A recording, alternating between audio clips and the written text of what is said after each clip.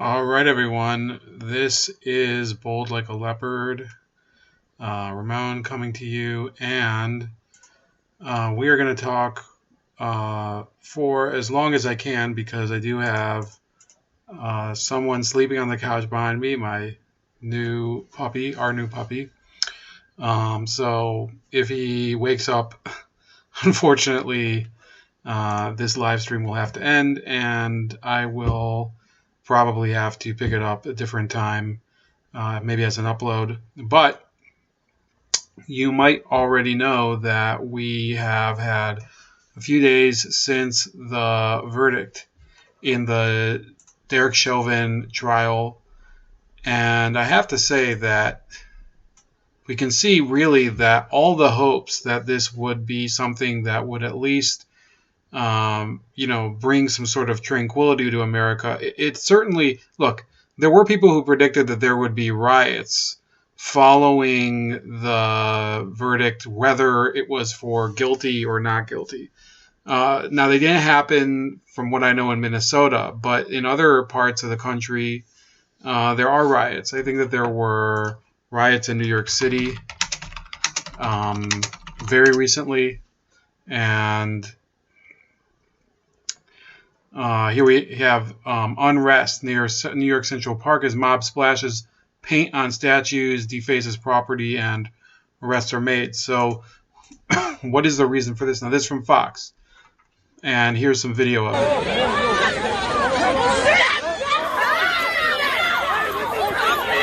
So this was last night.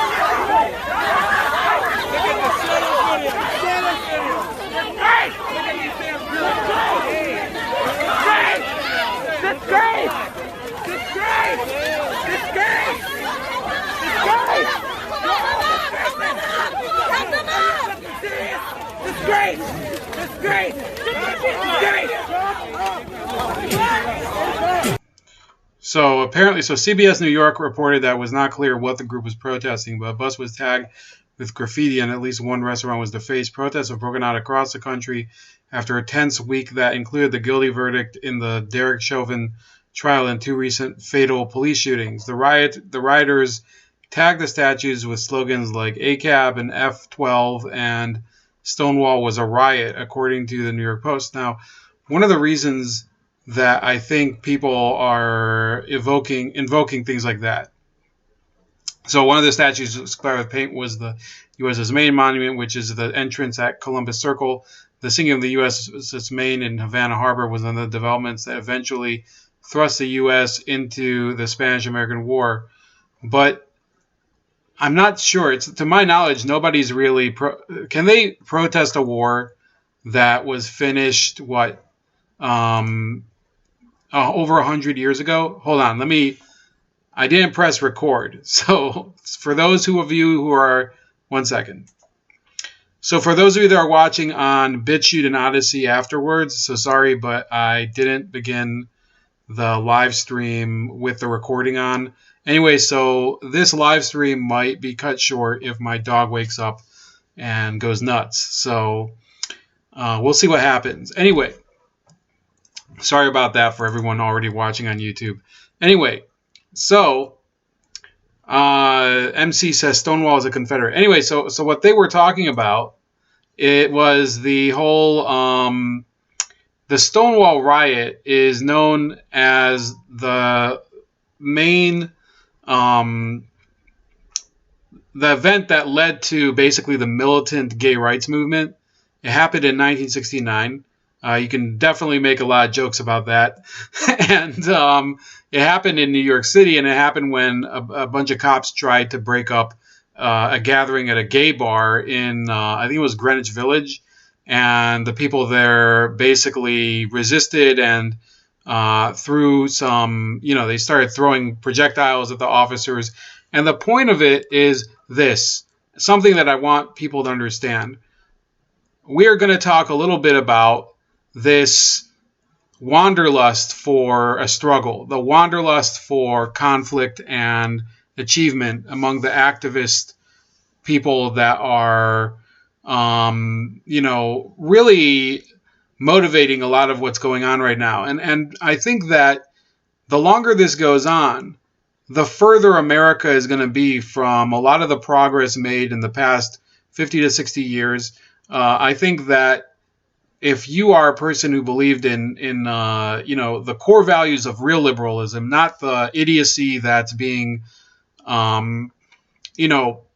just promoted day in and day out, but if you believe in things like freedom of expression, limited government, no censorship, that's the old liberalism, the liberalism that's, I think, been murdered by a bunch of activists who have usurped its real purpose.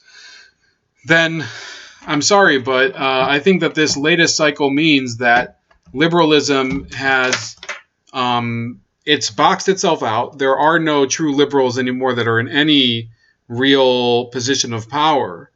And there's basically now this imperative that this woke explosion gets contained, and eventually, in my opinion, it has to be turned back.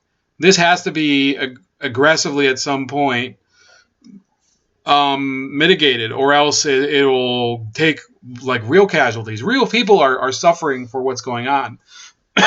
And I know it's easy to make memes like the one that I have in the background where you have LeBron James basically.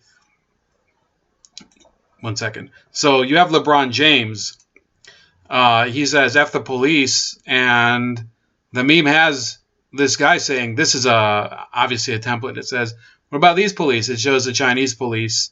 And then he doesn't know what to do. So then he just dribbles away because that's his answer every time. Every time that LeBron James gets confronted about real problems that involve something that has to do with him, which is his mammoth endorsement deals with companies like Nike and Sprite, right? Nike, he's using slave labor in foreign countries, particularly China. I think they might also have sweatshops in Indonesia, if I'm not mistaken.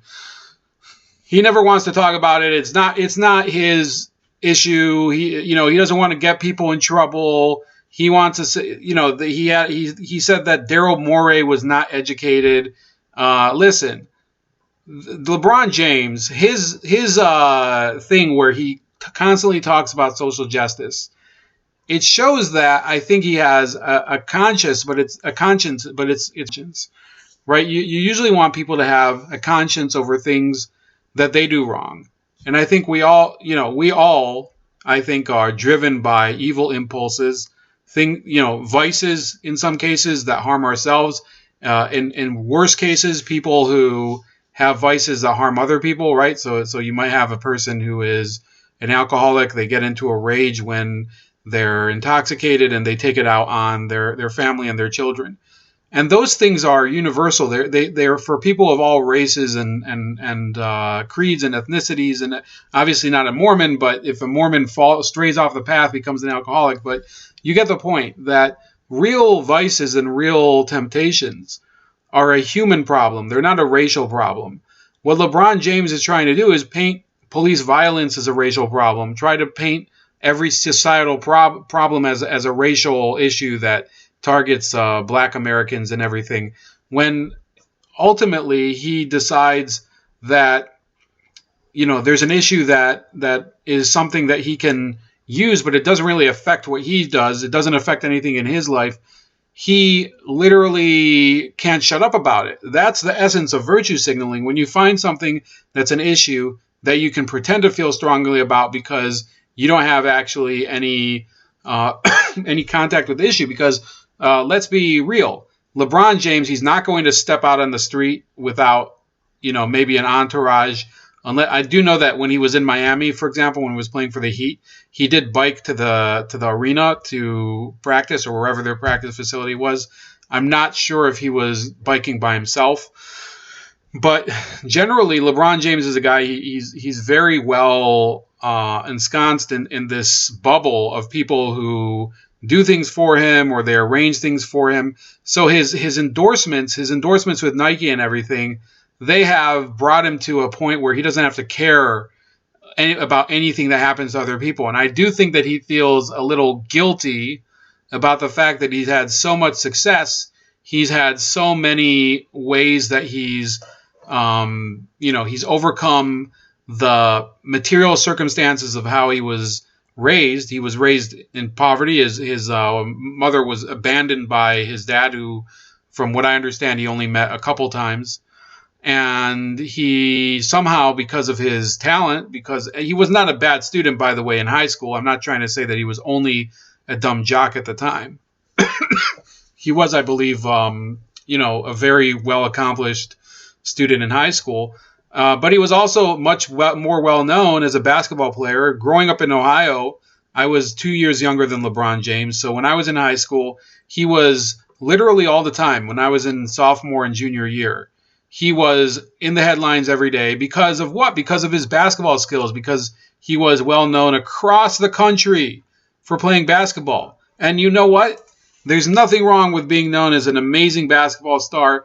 I think people who accomplish high honors when they're children and they carry it over into their adult life, as LeBron James did, there's no reason for them to be regretful over it. But then something changed eventually, right? So LeBron James, he goes through his pro career. He had a long patch where he couldn't win a championship title. After, in high school, he was lauded as the next Michael Jordan, or the next Kobe, or the next, insert Hall of Famer here. And he could play at a high level. He could play at a high level back in high school. And he gets to the NBA, and unfortunately, he couldn't beat some of the better teams at the time, the San Antonio Spurs and the Boston Celtics. He goes through this phase where it becomes obvious that LeBron James is an individualist, right? And there's nothing wrong with being an individualist, but you have to admit it. He leaves the Cleveland Cavaliers. He goes to Miami. He forms a super group.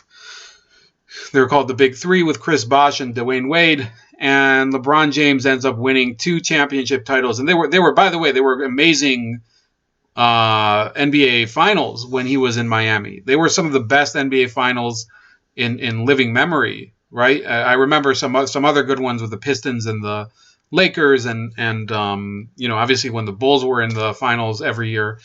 But I think it was a great time. Even if you didn't like LeBron James, I was rooting against him when he was in Miami because I thought it was.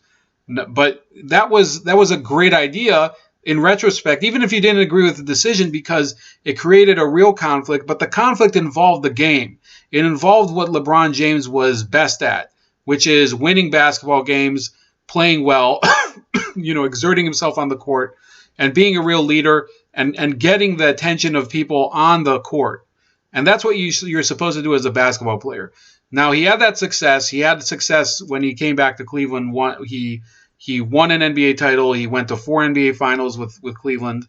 And then he goes to LA. And by the way, when he was in Cleveland, he started to get into politics, in my opinion, because probably of boredom. He started to realize that being just a basketball player is, it's good, but it's not, it doesn't give him the real feeling of fulfillment that I think he might have wanted from it, where when he steps off the court, he feels just as much of like he's accomplished as much as when he is on the court, right? So you do find people that they're very good at one thing, and yet they're not satisfied by it because for some reason it doesn't fill a certain space in their soul, right? They think that they're one-dimensional, right?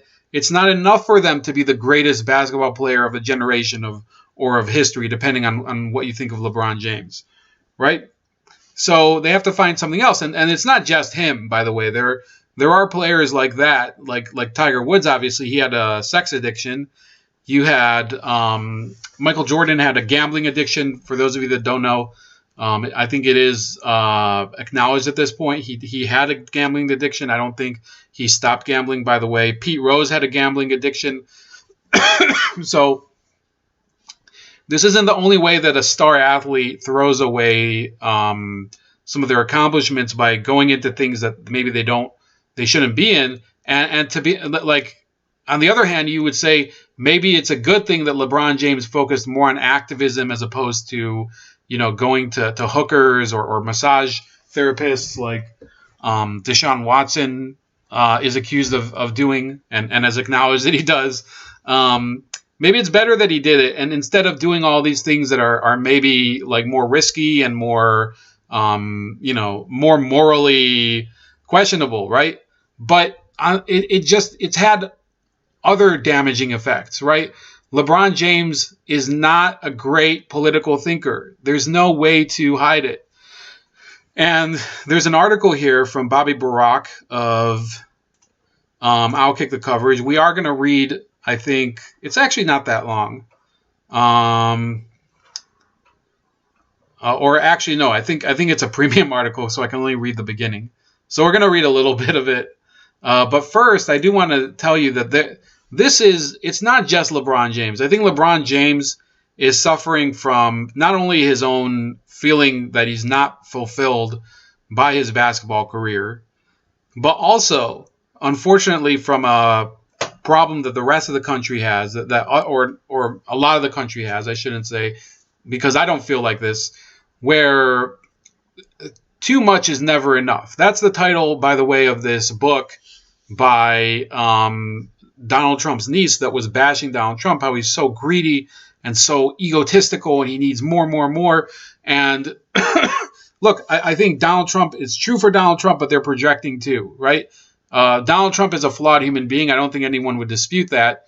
But to try to say that one person who is flawed in maybe his personal life, but still can accomplish many things in his professional life. Like Donald Trump is a person who people thought was going to be this total disaster, couldn't do shit, didn't know how to do the job. And he negotiates treaties with Mexico. He does a lot of these, a lot of brokers a few treaties with other countries. He also reformed the VA, things. So they don't really think about things like that because it isn't important to these activists. But not to go on a tangent about LeBron James, but this book title, Too Much Is Never Enough, which is by his niece, that applies to almost all of these activists, which is that their life is in activism. It's not in actually looking at society and realizing that we've come a long way. And that's what I think if people really believed in the true liberal idea, then no, I don't think that they would continue to promote this confrontational and violent movement known as BLM, right? And I get it that some people are saying, no, there's things that are we can't just let the foot off the gas pedal. We can't go back or whatever. We have not gone back on any racial issue so far as I know, in my lifetime, right? We've seen, even when I was a kid, the schools I went to were integrated with the exception of some religious schools where there just didn't happen to be any black people who belonged to the religion. But if there had been, yeah, they would have been in the school. There's, religion is still some place where people tend to look at what is it you believe? Well, if you don't believe in this, or if your family doesn't believe in this, you might not be acceptable for this school. And look, I think that oddly enough, the far left and its activist base, they're making it even worse than any sort of exclusionary system. But the idea that society is incurably racist, or that they have to fight the racism so hard because society has it just so firmly ingrained inside it, is hogwash, right? Integrated schools, integrated pools, integrated hospitals, integrated everything as long as I've been alive, and for many years before that, especially in my state. But even if you go to states that are in the South, if you go to Arkansas and Tennessee and Mississippi, and look, I'm not going to say that it's a perfect picture. I'm not going to say people are frolicking in the fields and dancing, but there's no legal segregation. There is simply de facto segregation. Sometimes people tend to, congregate with people of a similar culture. It could be because of church membership. It could be because of, actual relations, right? Actual blood relationships between people, right? If you're not part of the family, then we don't want you in the family. That's not a racial issue. That's a family issue that clan loyalty, CLAN, not KLAN. So if you go to the South, it's much more of an egalitarian society than the media would have you believe. And if you think about it, the George Floyd issue, which they're still complaining about, it happened in Minnesota, which is one of it's never been known as some sort of hotbed of Klan activity or something. In the 1920s, there was this big upsurge in Klan activity throughout most of the country, but it's not as if Minnesota, even at the time, was a big hotbed. And I'm talking about 100 years ago, just for argument's sake. There's never been any evidence that Minnesota, whatever part of Minnesota you're talking about, is some sort of racist cauldron of bigotry, right? It just isn't true. And yet they're highlighting this one case where a man tragically lost his life, possibly due to a drug overdose. The cop was arrested. He was held, he was put on trial, and he was convicted. And what's the answer? This is from the Boston Globe's columnist. Now, for some reason, I don't remember why, I'm subscribed to the Boston Globe's updates. I don't really read them generally, but this was a headline I couldn't miss. It says, "This isn't justice. George Floyd is still dead. The guilty verdict is for one trial, but justice requires more than one cop's accountability." And then she goes on to say, "I exhaled and I let the air go slowly. I took a breath in the name of George Floyd." So they're using this as a religious experience, and it's very bizarre, because what I'm trying to start to work on is why we just see this embrace of religious practices by the left, but bereft of any real belief in divinity, in a real omnipresent power or any sort of deity. It's religion without real spirituality.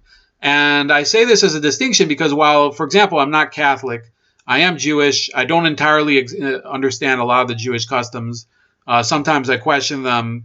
It's a little difficult for me sometimes. I am open-minded. I have discussions with people.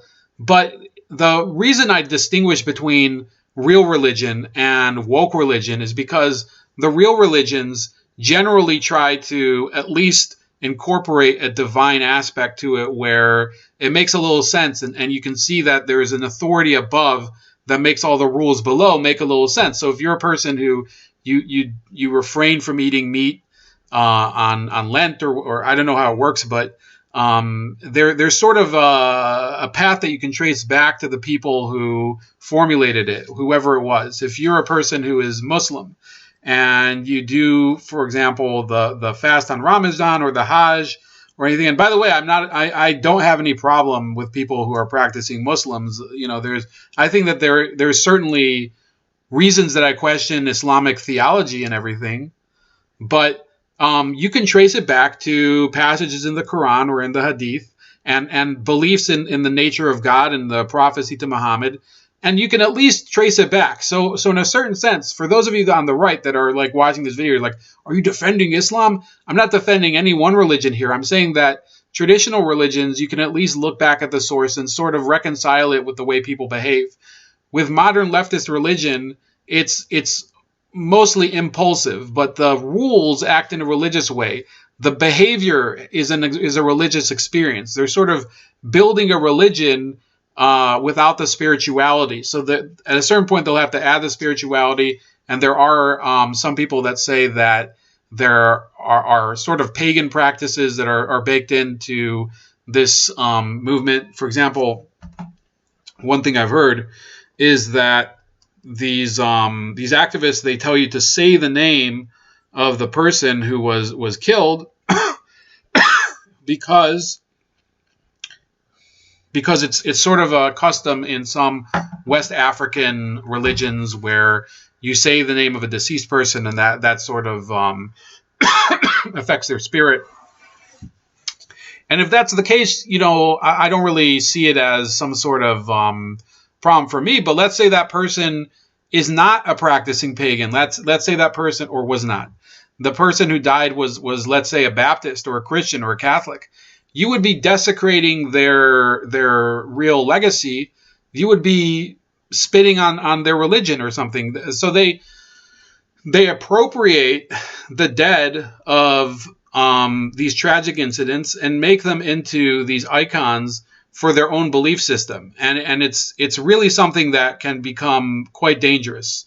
MC says there is a history of these actions. Just take a quick look at the French Revolution and the death of Marat. Right. So there are many examples in history of this.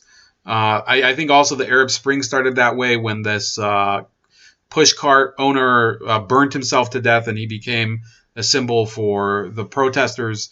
Right. Martyrdom doesn't necessarily start with a martyr who was a real believer. It could start with somebody who was a victim of a problem that people see as very important, and then they end up, their life takes up a whole new meaning because of people who never knew the person. They only knew him through his death, or her death, not through her life. Leftism delenda est. I forget. I always forget what that means. So she says, Tuesday, after one day of deliberation, a jury found Chauvin. It wasn't even one day, by the way. It was a couple hours. A jury found Chauvin guilty on all counts. In a rare occurrence, an officer was held accountable for the murder of a black person in America. We are relieved, but this is not justice. I do not mistake accountability for justice. But you are calling for accountability.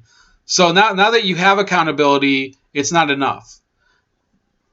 And then she doesn't define justice.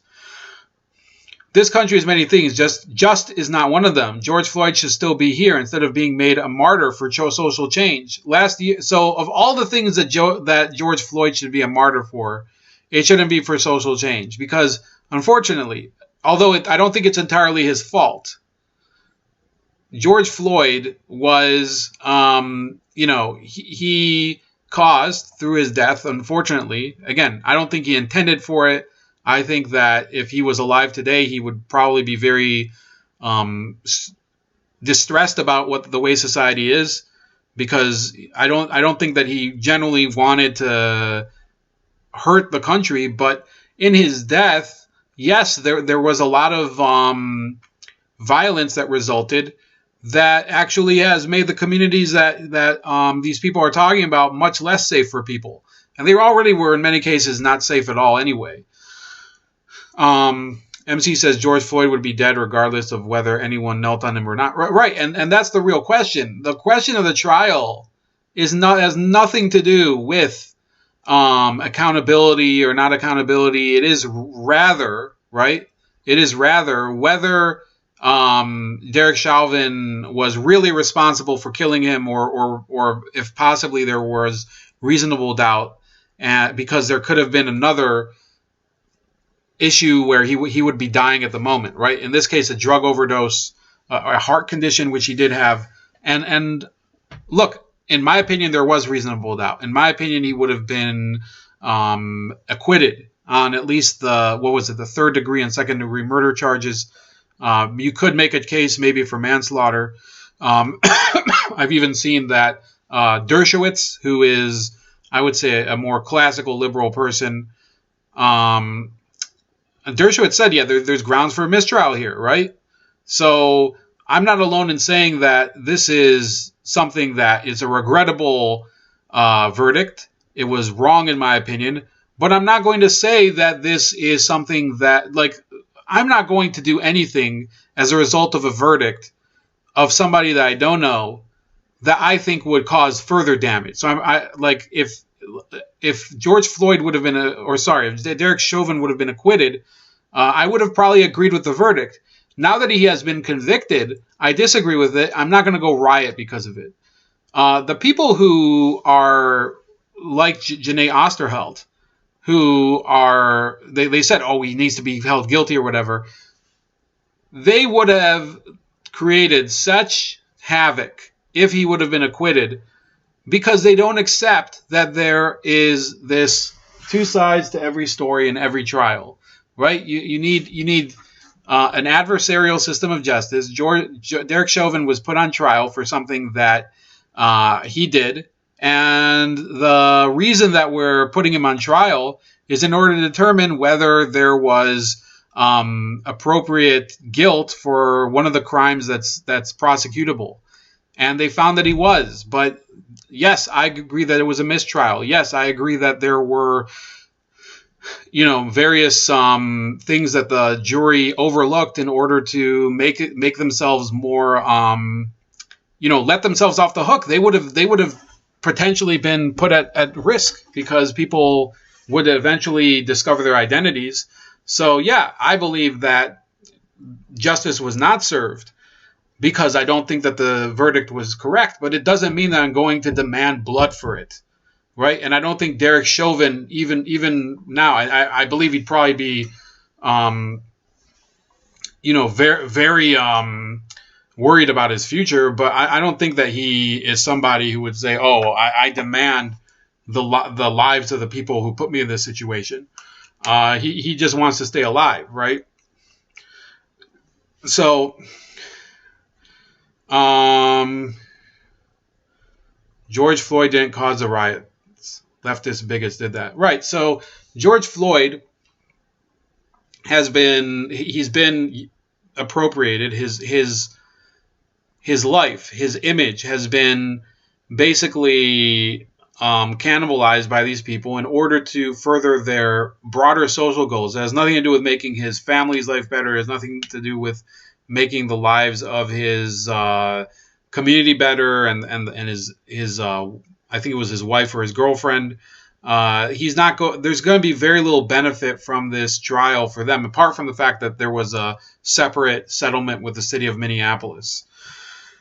So she continues to write, yet still, I struggle to call this verdict justice. What does it say about our collective morals if a man must be lynched for 9 minutes and 29 seconds for the world to watch on repeat for a country to consider black humanity?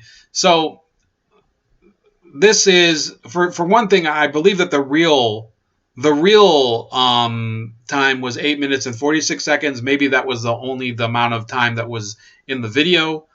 But regardless of that, no, that's not what lynching is. A lynching doesn't take that long.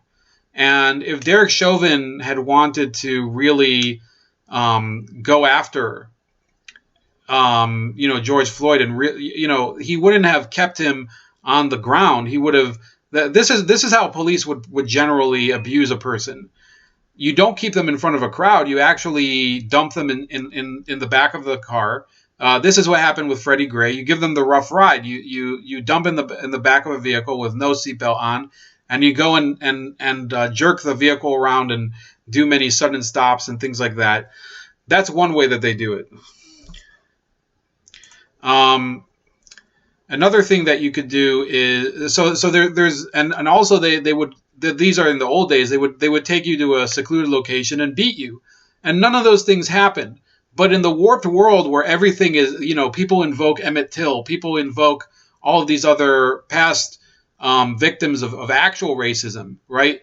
They try to use that in order to say that this is a cookie cutter situation. You have the same thing, just this one thing is different. It is not a lynching. It is not a lynching, and this is what they continue to do because they're very emotional people. I've argued with emotional people like this before. I argued with somebody like that this week, and it took a long time. She started to say, look, I think the real difference is that you look at this without emotion. And I said, yeah, that's really the way that you have to look at these situations.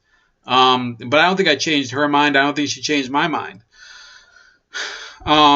Had it not been for Darnella Frazier, a teenager pressing record and bearing witness to the trauma, where would we be? How many children must carry the weight of racism? So they're injecting race into it again. There's no proof, and the trial didn't bring out any proof either. There's no proof that Derek Chauvin acted out of any racial animus. There's no proof that George. By the way, the other people in the vehicle were also black.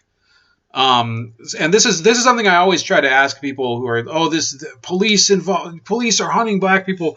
Do you ever notice that it's almost unheard of? There was a case here in Cleveland, I think 11 or 12 years ago, the case of these two people who were chased by the police and eventually killed in this hail of bullets. That was two people because they happened to both be in the vehicle. But you almost never see that there's two people who are killed in the same police shooting that involves a black suspect and a white police officer, because generally police officers are not as trigger happy and that as people think that they are. One second.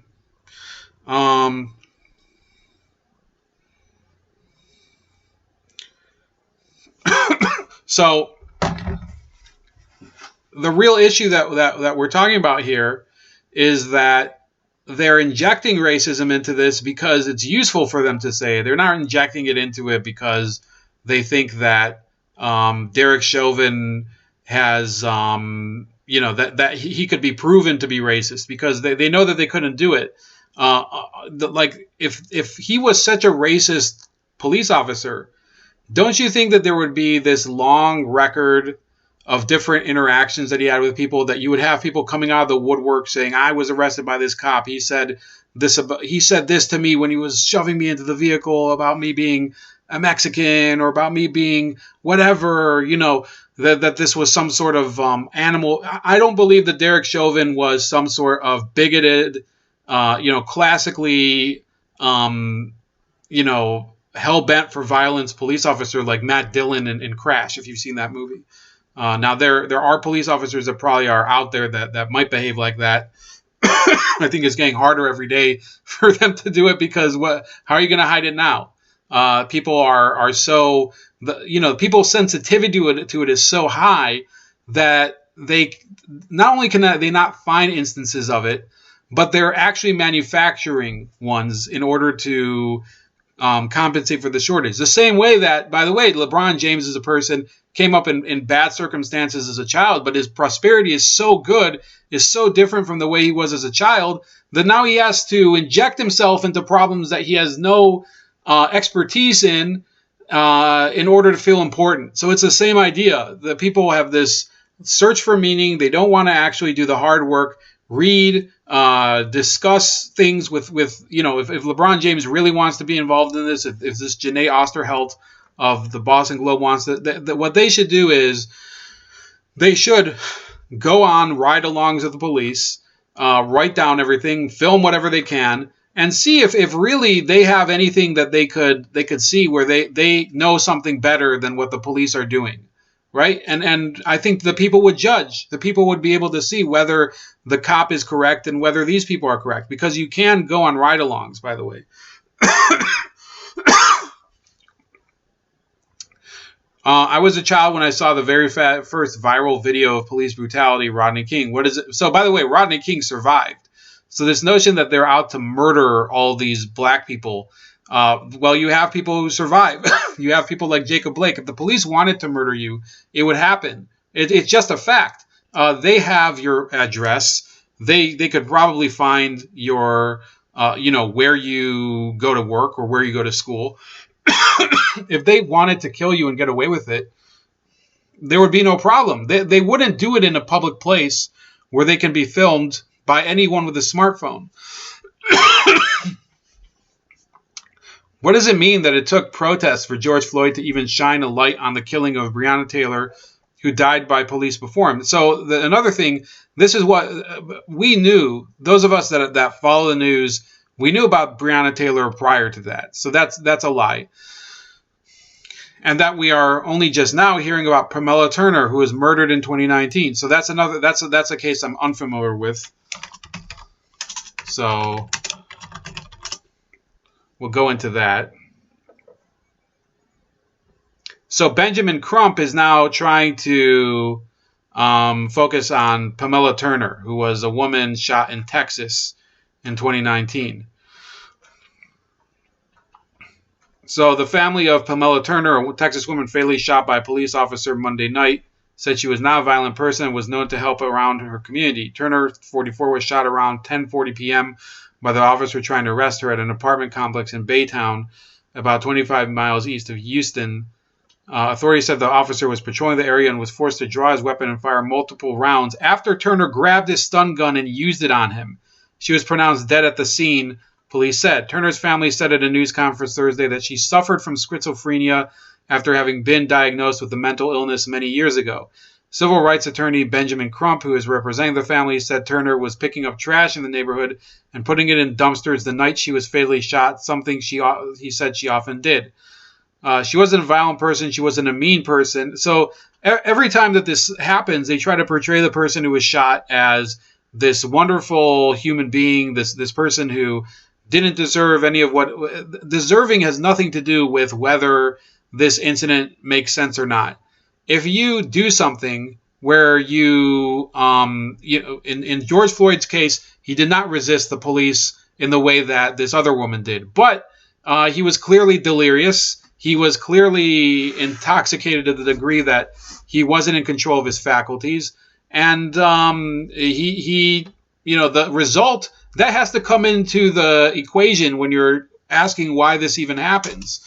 The lady that is in question here, Pamela Turner, people are saying, oh, she suffered from schizophrenia. She was diagnosed with this mental illness many years ago. According to the police, she grabbed the officer's stun gun and used it on him. That means that this was not a murder, right? This means that this was a circumstance where the officer was reacting to the behavior of the person. It's not as if you see guys who are in uniform stalking around neighborhoods. I live in a majority black neighborhood. And while I do see police officers patrolling, I've never seen them basically stalking through people's yards and hunting them down based on what color skin they are.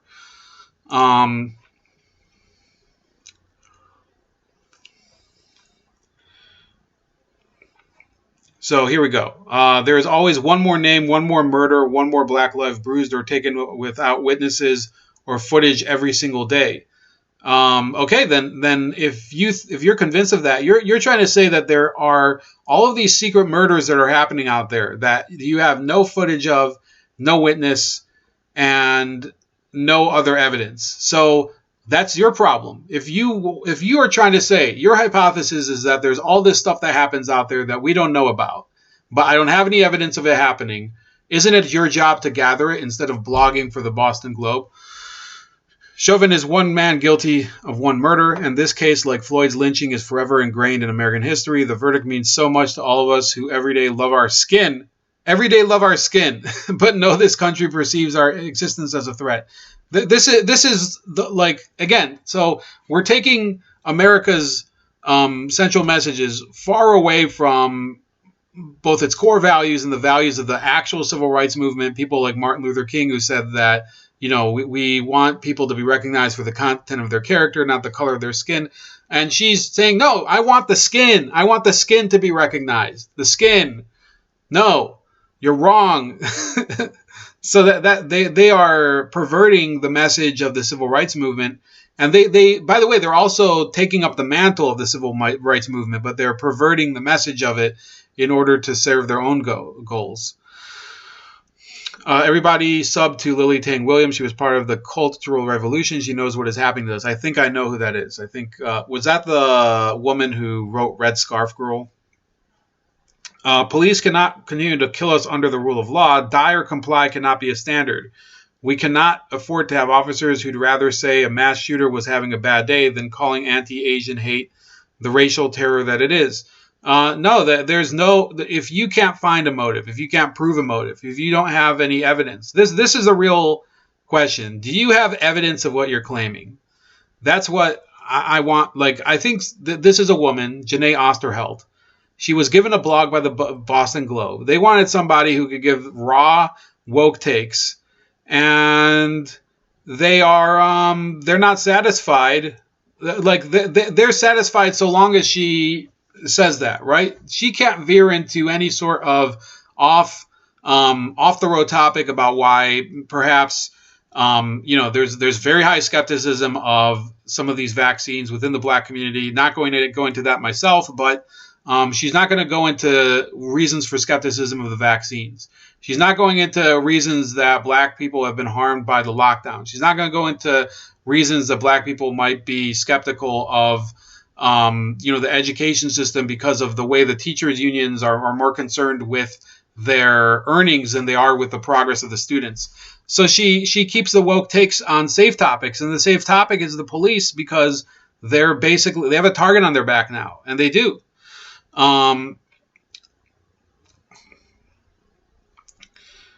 George Floyd was not the first, and he will not be the last. We're still dying. On a Sunday afternoon earlier this month, 20-year-old Dante Wright was killed by police just miles from Minneapolis. In Chicago, Adam Toledo, 13, was killed by police last month. His hands were up. That little brown boy, a baby, should be here.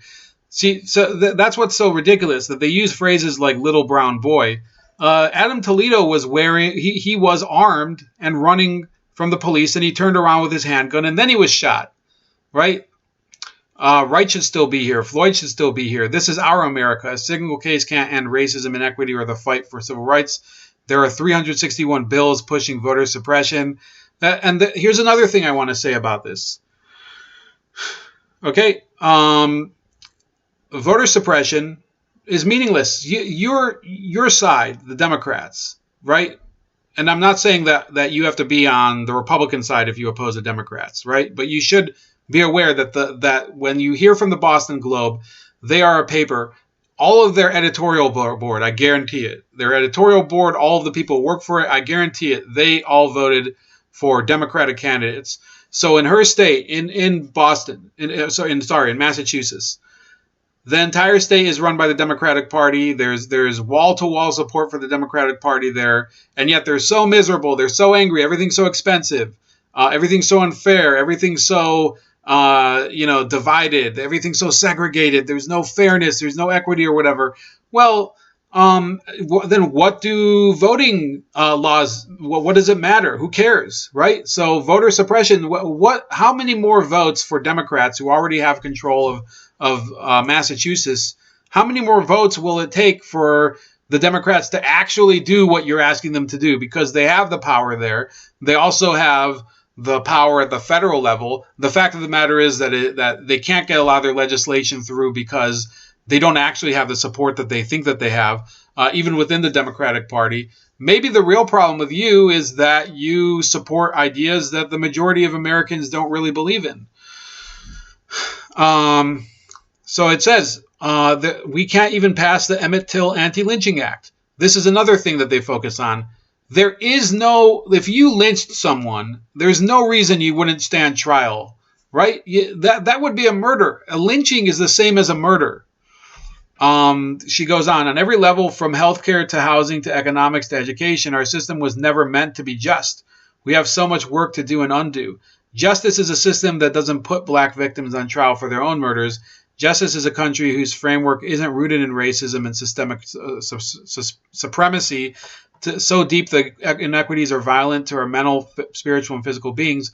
When I say our, I mean all humans in America, because none of us know freedom. We cannot know liberty when we can't even acknowledge we live on stolen land.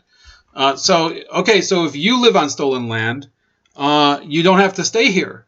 Okay, she's saying we, meaning herself as well. So she should leave. I don't feel like I'm living on stolen land. I bought my land lawfully, right? In fact, there's really nobody who can claim the land that I'm living on, right? Besides me. No ID is so illegals can vote, right? The reality is that all these people saying, "Oh, I want these voter laws. They have to be done away with. We need less of them or everything." Do you realize that the more people vote, the less powerful your individual vote is? Now, at the same time, you want more people to vote for the things that you want to pass, and more people to vote against the things that you don't want to pass. But the notion that just putting more and more voters, period, into the system makes the system more democratic is false, right? The people who are not informed, the people who are not, they don't live in this country, or they live here illegally, or they don't actually have plan to live here permanently, right? When they vote in this election, that means that the other people, the ones who were born in the United States, the ones who have lived in a certain area, for example, the people, if you look at people who live in Chicago, who have lived there for 3 generations, when you see more people moving into the neighborhood, and there are people who are from other countries like El Salvador, and they're able to vote in those same elections, well, that dilutes the voting total, right? That's something that Tucker Carlson recently got in trouble for saying, because they're saying, oh, it's replacement theory or whatever. Replacement theory is not even the beginning of it, okay? It has nothing to do with race. The more players you have on the field, the harder it is for you to kick the ball, right? If you have a soccer game with 11 people on each side, it's already a little difficult to get any touches on the ball. If you have 25 people on each side, imagine how much harder it is then, right? So, yeah, there's a real reason why these voting laws are being used. It's in order to disenfranchise more people. On the day of Floyd's funeral, I stood in front of Cup Foods, the grocery store at East 38th Street and Chicago Avenue South, just a few steps away from where Floyd was murdered by police. It was sticky hot, and the sadness hung in the air as sunflowers shone on the ground everywhere. He died, we cried, and we saw ourselves. We fought for this day, for this moment, for this verdict. And even then we held our breaths in fear to hear it. Every molecule screaming, George Floyd. His name filled our lungs as our stomachs soured, and we said our prayers. Now we are here. Chauvin is guilty. Amen. Exhale. His crime may be reflective of a system complicit in police killings, but the verdict is his alone. He could be sentenced to as many as 40 years in prison or more. But us, America, have hope. Delight in the moment. Know the work to be done is real. Hundreds of years of oppression means many a revolution before freedom comes. So that's the real goal, and she hid the lead. Okay? Our guilt is deep, and the journey to justice is long. Our fight to dismantle this system of supremacy is a sentence we must be willing to serve for life. That's stepping into the mindset of these morons, the people who are part of this this group of people who they don't really understand how to actually solve any problems. They're just demanding justice. They can't even define what justice is, right? So apparently Andrew Yang, from what I'm seeing here, has pissed off. Let me see here. This is funny. Apparently he's pissed off some group of gay activists. So while I'm still on stream and while a little buddy is still lounging back there, so this should be funny, okay? We're going to do a little bit of light humor in the middle, and then we're going to go back to talking about the first topic. Andrew Yang reportedly tanks speech to NYC LGBT group. Michael Scott levels of cringe. I like it. New York mayoral hopeful and erstwhile 2020 presidential candidate Andrew Yang didn't quite land his speech to major New York City Democratic LGBT group, according to a New York Times report. I genuinely do love you and your community, Yang told the Stonewall Democratic... Oh, Stonewall came up again. Hey, MC. Named after Stonewall Jackson, right? That could be a little problematic. During a virtual endorsement interview Wednesday, according to Times, you're so human and beautiful. You make New York City special. I have no idea how we ever lose to the Republicans, given that you all are frankly in like leadership roles all over the Democratic Party. Then he said, we have like this incredible secret weapon, he reportedly added. It's not even secret. It's like we should win everything because we have you all. Yang also cited gay members of his staff as apparent evidence of his openness to the club's concerns and expressed enthusiasm about the prospect of visiting Cubbyhole, a storied New York lesbian bar, the Times reported. I wonder, what difference would that make? Some who attended the virtual meeting told the Times that while Yang talked about bringing back the city's Pride March, which was canceled in 2020 for the first time in its 50-year history due to the coronavirus pandemic, he didn't address more substantive issues that concerned the group. The Times report also said that multiple participants described Yang's remarks as offensive and off-putting, particularly his mention of gay bars. Gay, wow, more to us just than that. It's one person said in the chat accompanying the forum, according to the Times. He kept calling us your community like we're aliens, another said. And when I see a candidate come in and just with Michael Scott levels of cringe and insensitivity, it either tells me Andrew Yang is in over his head or is not listening to his staff, a club member told the Times, referring to the character played by Steve Carell on The Office. Those are both radioactive flashing signs that say he is not prepared to be the mayor of New York.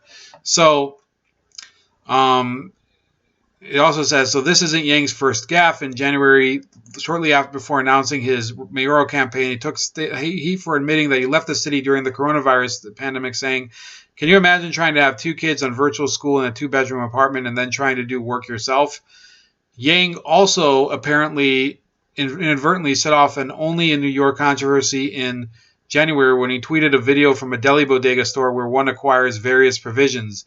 Yang did not get the Stonewall Democratic Club's endorsement, which went to Scott M. Stringer, the New York City comptroller. According to a recent poll, however, Yang still remains voters' first choice for mayor. So I read through that. I was hoping for like a real, like a nugget of something like really like something where he said, I remember in Spin City, I think.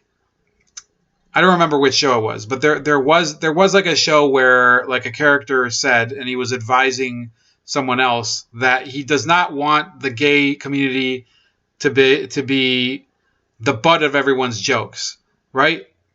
So that was obviously, it was a joke. It was a joke that could be, it's a gay joke, right? So he's like, and then the rest of the episode he has to pretend he's gay in order not to. In order to like get away with it, right?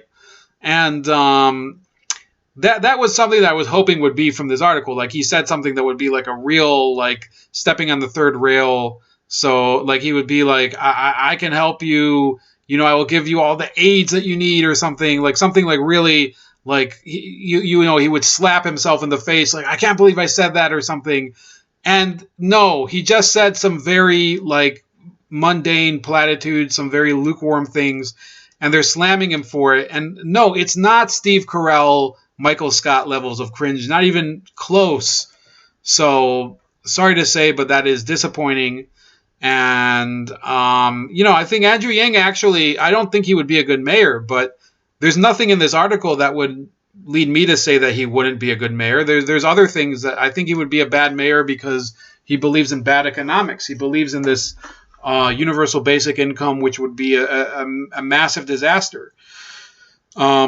I think people like Andrew Yang have popularized, this economic theory. I don't think he's a full-on believer in modern monetary theory, which is voodoo economics. It's worse than voodoo economics. It's almost like Wicca economics, like completely fake witchcraft, right? Like voodoo economics, you can make a case that there's at least like some sort of like, there's some roots to it. Like some people actually behave this way. But Wicca economics is like some totally manufactured crap that people do in order to feel cool.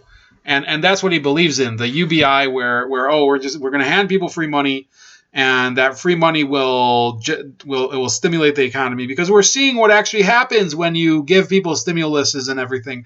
I think people, and this is another thing I want to talk about a different time. You have to go to this YouTube channel, or actually he's on Odyssey now. He's good. And you have to look up this guy. His name is Mike, and he has a show called Rethinking the Dollar. And I used to follow it a lot more closely. I just don't have the time anymore.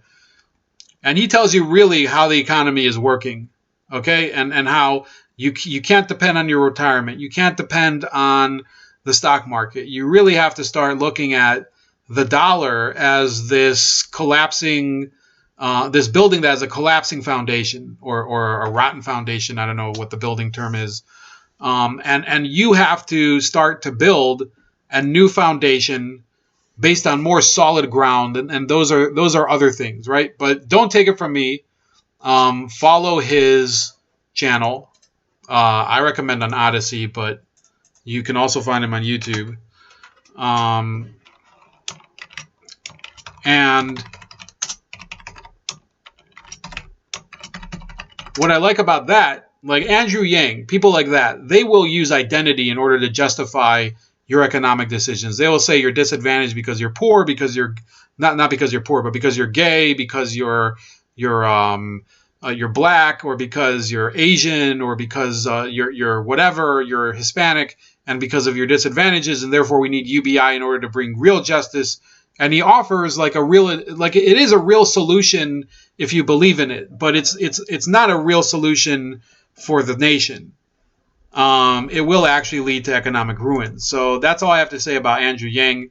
But I do want you to check out that channel, and also my channel on Odyssey, at Bold Like a Leopard on Odyssey.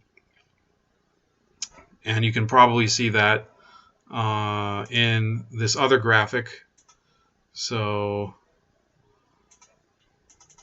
here we go. So you can see all my other alternative media accounts here: Odyssey, BitChute, Rumble, Minds, and Gab.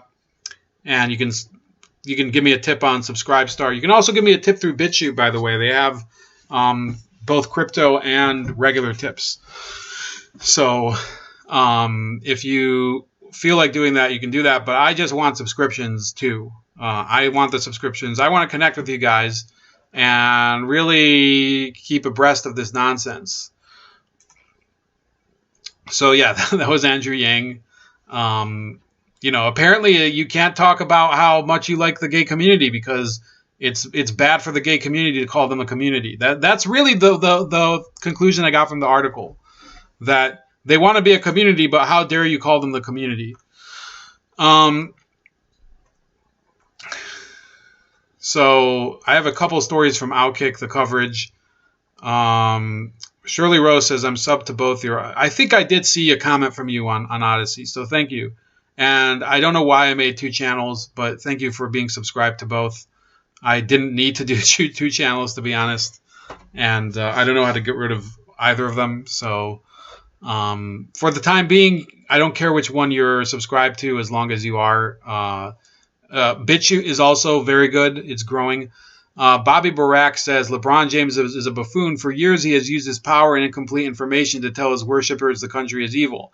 Today, he used that power, that platform, to spread a lie and put a police officer in danger. LeBron tweeted to his 50 million followers a full photo of the police officer who fatally shot Ma'Khia Bryant in Ohio, saying the officer is next. By next, he means a prison sentence for perhaps the rest of his life, a la Derek Chauvin. What LeBron fails to mention, or possibly does not even know, is that the officer shot Bryant to save the life of the girl she was about to stab and kill. The officer did his job. LeBron James has now deleted the tweet calling for the cop to be arrested for shooting the woman armed with a knife. But don't worry, the internet is forever. Now that's the end of the article here. Let me see if there's any free articles on this. I hated that more of these websites are becoming premium only for the full article. But that's the way the internet is going. It's not only Outkick the coverage. So, yeah, on the subject of LeBron James, on the subject of people like him, this is Reverend Dr. William Barber II. And look, I'm looking into him a little bit more. There are many people out there, and I'm not singling him out, but I will end up focusing a little bit on him because of, I think that there's something about this guy. But they are appropriating the legacy of real civil rights leaders in order to burnish their own resume, in order to enrich themselves, and in order to gratify their wanderlust for real meaning in life. They need real meaning in life. For many years, I think about this sometimes. I didn't know if there would be a meaning to life. And I don't know if I don't think I can tell you what it is, right? You have to find that out yourself. You're not going to find it from an Odyssey channel called Bold Like the Leopard. If you do, it would be very interesting. I'd like to understand how. But most people have to sort of find their own meaning. And, it often doesn't, you can't consciously do it. It has to sort of happen through, things that happen to you, right? Whether it's through traumatic incidents or through finding someone really special or getting to enjoy another person's company. For example, I didn't think that I would ever get married. I did find a person that I think is the right person. But some people believe that there is a such thing as a soulmate and things like that. But it's really up to speculation, right? You can't conclude what the meaning of life is unless you experience something that really changes the way you thought before. And what I think is happening with many of these woke athletes, and what I think happens with many of these activists, is that I think that they have selfish goals, which are in some cases only financial and only cynical, that they want to take advantage of real crises. But I also think that in some cases these are people who are desperate for real meaning, right? And that they think that through their activism, they can find that meaning, and that they can use these moments that they generate through it in order to, make their life more whole and complete. And in some cases, I would say this is pretty common.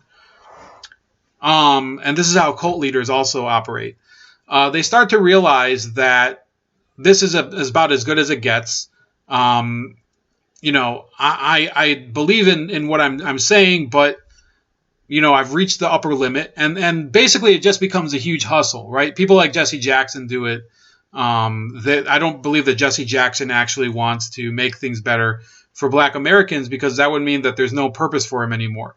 As long as Black people are suffering every day, and there's addiction, and there's all sorts of real violence in their neighborhoods, domestic violence, alcoholism, obesity, diabetes, real health problems, things that in terms of health metrics, they do have a horrible problem. And I think we do have to talk about health crises in American communities, including the Black community, but also, by the way, in rural communities where there are few Black people, you have poor whites also suffering from many of these things. The media doesn't care if you're poor and you're white. They only care if you're poor and part of a certain segment where if something horrible happens to you caused by a white person, they can use it. And I think that's really where these leeches come into play. People like Dr. Reverend Will Barber says. You can even say that he stole Martin Luther King's. He's basically styling himself after him, because he's calling himself Reverend Dr. William J. Barber II, like Reverend Dr. Martin Luther King III, right? He doesn't use his middle initial. I think we can probably find that out anyway.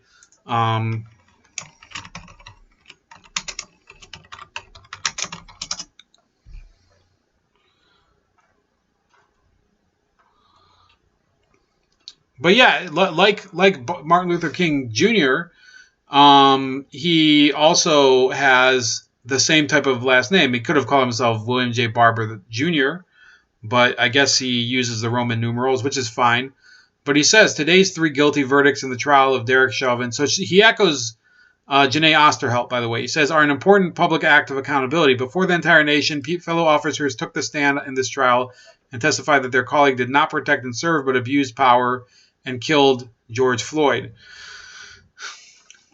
We must meet this public act of justice and accountability with every federal legislation that will hold officers of the law accountable in every state, and we must continue to work in every community to shift public investment from over-policing poor Black and brown communities to ensuring restorative justice and equity for all people. This is completely misdirected, okay? Many of those communities, and I drive through some of those communities every day. I wouldn't say that I'm part of that community, but I do see it from up close all the time. If you remove the police from them, worse things would ensue. Or you would end up having an authority that would act in place of the police, and they could potentially be even more severe in their behavior, right? A vacuum always creates an opportunity for someone else to take advantage of it. So what I want to say about this is that Reverend Barber is not going to lead to healing in the Black community. He's going to use the Black community in order to boost his career, in order to take advantage of whatever spotlight that these tragedies create. And I think that we're looking at what I would say is the dismantling of all the accomplishments of the civil rights era. We're going to end up with sort of a bizarro version of what happened in the 1960s and before that. We're going to look at a bizarro version of Jim Crow, where you're still going to see black people being poor, but you're going to see the discrimination, the actual legal discrimination being against, not against black people, but against people who are either poor and white and have the wrong opinion, or anyone with the wrong opinion, right? And they're going to continue to use the economic misery of minority communities in order to perpetuate this conflict and just grab more and more power and distribute the economic benefits of that power. So that's about it for that story. One last story that I noticed on Outkick. According to this, so a woke all-star is furious news outlet won't conform to her views while telling Micah Parsons' life story. So apparently Nicole Auerbach, who writes for The Athletic, was pissed off that there was a story on Penn Live. Penn Live is a news website that deals, I think, with central Pennsylvania. And they ran a story where they talked about Micah Parsons' life. He was apparently his mom was supposed to get an abortion and she didn't. And Nicole was instantly triggered. How dare this legitimate news outlet run spared from abortion in a subhead and then put it on social media? The audacity, this cannot stand. This news outlet will, well, she didn't actually say this, but she said, I cannot believe a legitimate news outlet ran spared from abortion in a subhead about someone. Penn Live published this Tuesday AM and still up. Well, I have news for Nicole. Not only is this Micah's life story, but he's also very appreciative of reporter Brian Linder for telling it as his life is about to change through the NFL draft. Parsons trusted Linder with his story, and it includes Parsons' mother, Charisse, contemplating aborting her pregnancy. She already had 2 kids and wasn't sure if she could afford another mouth to feed, according to Micah. She talked my mom out of it, Micah said of Sister Hall from a local Harrisburg church. I think that is why my mom was always like, God looks over you, son, and you should continue to keep doing good things in your life and give back to God. That was one of the first lessons she taught me. Linder's exhaustive profile of Parsons doesn't gloss over the fact that the linebacker has had his share of issues along the way. It's not complete fluff. The profile shows that Parsons has flaws like all of us, but here he is sharing with the world that it's not always easy to live this life he was given.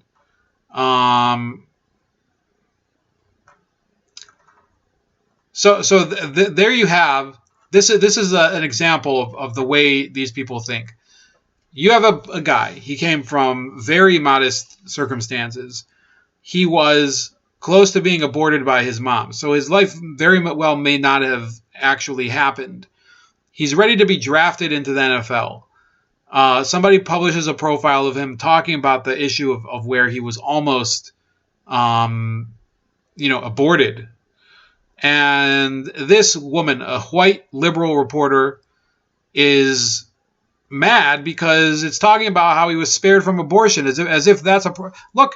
If he would have been aborted, he wouldn't have had a career. There wouldn't have been any him. It would have been literally, just a face in a jar. That's the way it would have ended, or in some sort of hazmat container or something. This is the way that these people think. They look for meaning in life. They seek it constantly. When they see something that stresses them, that's how they find their meaning, not through things that, they generate enjoyment in their life. They need things that make them angry because that's the only stimulation they can find. It's the only meaning they can find. And it's, in my opinion, it's very difficult to cure. I don't know if there is a cure for some of these people who suffer from it. It could be that at one time I was like this as well. But that's about it for right now. I want to thank those of you that stayed or that watched earlier. And this will be up on Odyssey and BitChute and Rumble at some point today. And have a great weekend. I'll talk to you later. And we'll see. Maybe there might be a live stream sometime on Sunday night. I'm trying to organize a guest. Take it easy. See you later.